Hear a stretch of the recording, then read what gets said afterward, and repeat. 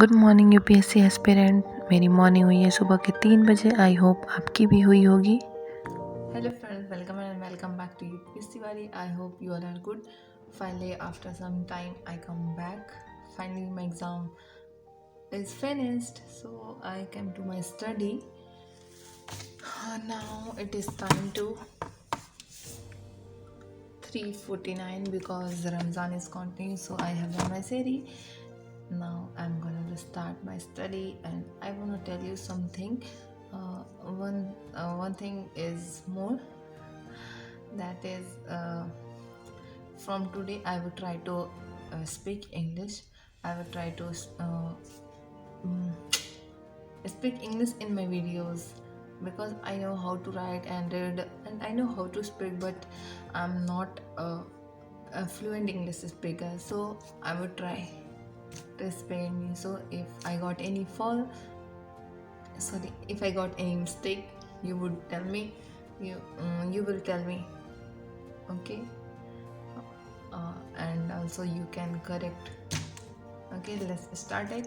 Now I'm gonna to start my current affairs session first. Let's start this session. इसमें मैं करूँगी current affair. उसके लिए मैं पहले पढ़ूँगी न्यूज़पेपर, उसके बाद से न्यूज़पेपर एनालिसिस देखूँगी, उसके बाद से फिर DIS की करंट अफेयर डेली वीडियोस देखूँगी। मैं हमेशा ऐसे ही करती हूँ, पहले न्यूज़पेपर पढ़ती हूँ, उसके बाद से एनालिसिस की वीडियोस देखती हूँ, उसके बाद से करंट अफेयर की। मैंने अभी कुछ दिन से छोड़ दिया था क्योंकि मेरे एग्ज़ाम चल रहे थे, तो उस पर फोकस करना ज़रूरी था, इसलिए मैं उसको कर रही थी। और अभी न्यूज़पेपर पढ़ रही हूँ और साथ ही साथ उसके नोट्स भी बनाऊँगी जो इम्पोर्टेंट टॉपिक हैं। जैसे कि न्यूज़पेपर में आया CPTPP एग्रीमेंट के बारे में, तो उसका बैकग्राउंड डिटेल लिख लिया कि उसमें कौन कौन से कंट्रीज़ हैं उस एग्रीमेंट में। और जैसे कि लिथियम के बारे में आया था आज, मतलब 1 अप्रैल को, तो लिथियम के बैकग्राउंड डिटेल्स लिख ली। ऐसे ही जितने इम्पोर्टेंट टॉपिक होते हैं, जैसे कि कोई एडिटोरियल आया तो उसके सॉल्यूशन क्या था, जैसे कोई प्रॉब्लम हुई, जैसे पॉपुलेशन पे आया तो पॉपुलेशन को कंट्रोल करने के लिए क्या कर सकते हैं, तो वो ऑथर के पॉइंट ऑफ व्यू होते हैं, उनको नोट कर लेती हूँ। अगर एडिटोरियल आते हैं तो उनके इम्पॉर्टेंट टॉपिक जो होते हैं उनको हम नोट कर लेंगे, तो इससे हमारी मेंस आंसर राइटिंग में काफ़ी हेल्प मिलेगी। हमें काफ़ी चीज़ सोचने का पहले से ही डिटेल तैयार रहती है। कोई टॉपिक आया, उस पर पहले से आप एडिटोरियल पढ़े हो तो वो आपको प्रिपेयर है, तो अगर वो एग्ज़ाम में आ जाता है तो आपको प्रिपेयर करने की ज़रूरत नहीं पड़ेगी, ऑलरेडी आपका वो प्रिपेयर रहता है, तो उसे सोचने की ज़्यादा ज़रूरत नहीं पड़ेगी। मैंने इसको फिनिश कर लिया है और अभी टाइम देखिए 5 बज चुके हैं। तो रमज़ान है तो रोज़ा है, तो ज़्यादा पढ़ना अच्छा नहीं है, क्योंकि अगर ज़्यादा कंटिन्यू पढ़ेंगे तो समझ में भी नहीं आएगा और रोज़ा भी लग जाएगा सुबह सुबह। इसलिए थोड़ा सा हेडक होने लगा। फ़ोन चलाने से तो हेडक थोड़ा हो ही जाता है, तो कहीं थोड़ा सा रेस्ट कर लेते हैं। तो मैंने सोचा चलो थोड़ा रेस्ट कर लेते हैं, फिर पढ़ने बैठेंगे। काफ़ी तेज़ हेडक होने लगा था क्योंकि बहुत दिन से आदत छूट गई है, बस कॉलेज वाला ही पढ़ रही थी, मैं छोड़ दी थी इतने दिन से और इतने दिन बाद फिर बैठी हूँ, तो सर में थोड़ा दर्द होने लगा। फ़ोन यूज़ करना कम कर दी थी, तो मैंने सोचा चलो रेस्ट कर लेते हैं। ऐसा रेस्ट की कि सो गई। सो के डायरेक्ट सुबह उठी 9 बजे। ये देखो बाहर धूप अच्छी खासी निकली हुई है, काफ़ी उजाला है और खेत जुत गया है, कितना अच्छा लग रहा है ये व्यू। अंदर आके फिर मैं नीम का दत्वन करने लगी, क्योंकि ये करना ज़रूरी होता है रोज़ा रह के, वरना रोज़ा मकरूह हो जाता है। फिर मैंने वज़ू किया और मैं तिलावत करने जा रही थी। मैंने कहा चलो थोड़ा टाइम है, अब तिलावत कर लेते हैं, उसके बाद फिर पढ़ने बैठेंगे। नमाज पढ़ के उसके बाद फिर पढ़ने बैठेंगे। तो फिर मैं तिलावत करने लगी। रमज़ान में तिलावत नमाज का अलग ही सुकून मिलता है, बहुत रिलैक्स मिलता है नमाज तिलावत करके। हर किसी को करना चाहिए। थोड़ा बहुत टाइम तो अपने रिलीजियस बुक को तो देना ही चाहिए, क्योंकि उससे भी आपको काफ़ी नॉलेज मिलती है। ज़रूरी नहीं है कि सिर्फ बुक से ही नॉलेज मिले, वो भी एक तरह की नॉलेज ही बुक है। पहले लोग वही पढ़ा करते थे, उससे ही लोगों के पास साइंटिफिक नॉलेज थी, इसलिए हर किसी को अपनी रिलीजियस बुक पढ़नी ही चाहिए।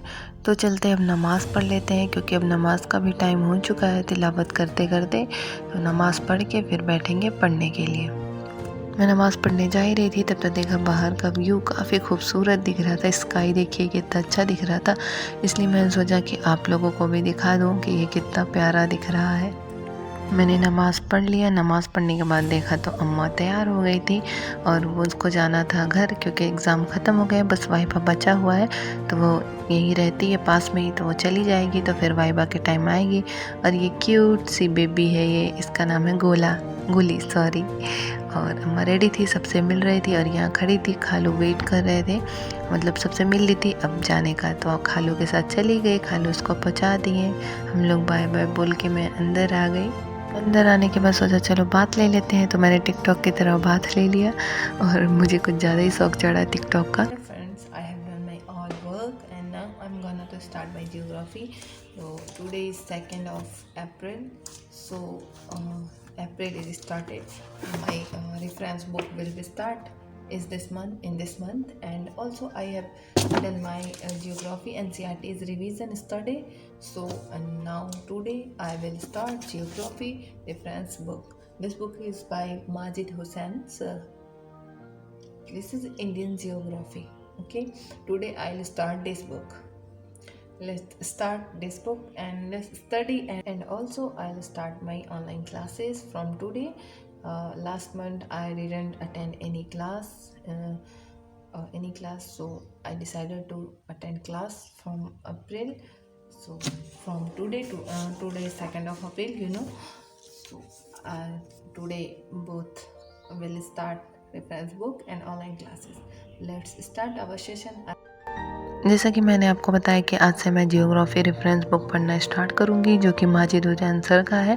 मैंने एनसीईआरटी ऑलरेडी कंप्लीट कर चुकी है। अगर आप एनसीईआरटी कंप्लीट करो तभी आप रेफरेंस बुक पे हो, अदरवाइज़ आप डायरेक्ट रेफरेंस बुक को ना पढ़ो, क्योंकि ये काफ़ी हार्ड होता है, समझ में नहीं आता। अगर एनसीईआरटीज़ पढ़ोगे तो आपके कॉन्सेप्ट क्लियर हो जाएंगे, उसके बाद रेफरेंस बुक को पढ़ने में कोई प्रॉब्लम नहीं आएगी। इसलिए मैंने पहले एनसीईआरटीज़ को फिनिश कर लिया और मैं डायरेक्ट रेफरेंस बुक पे आ गई हूँ। मैंने जियोग्राफी के क्लास 6 to 12 तक के ऑल एनसीईआरटीज़ को पढ़ा है। उसमें कोई स्पेसिफिक नहीं है कि मुझे मैंने इस क्लास का नहीं पढ़ा है। मैंने सारे क्लास का पढ़ा है 6 to 12 तक का। आप जियोग्राफी को कनेक्ट करके पढ़ सकते हो। जैसे कि अगर कोई टॉपिक दिया होगा रॉक के बारे में, तो क्लास 7 में दिया हो, तो आप देखोगे क्लास 8, 9, 10, 11, 12 कि इतने क्लास में रॉक के कौन कौन से टॉपिक दिए हैं, उन सबको कंबाइन करके पढ़ो, तभी आपके कॉन्सेप्ट क्लियर होंगे। अगर आप इसको अलग अलग पार्ट करके पढ़ते हो तो आपके कॉन्सेप्ट क्लियर नहीं हो पाएंगे, जिससे आपको रेफरेंस बुक पढ़ने में बहुत ज़्यादा प्रॉब्लम होगी।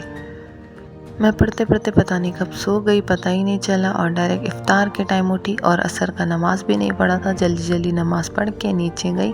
इफ्तार का टाइम हो चुका था, यहाँ सारे बच्चे बैठ चुके थे, सब यहीं बैठे थे और ये रही मेरी इफ्तारी।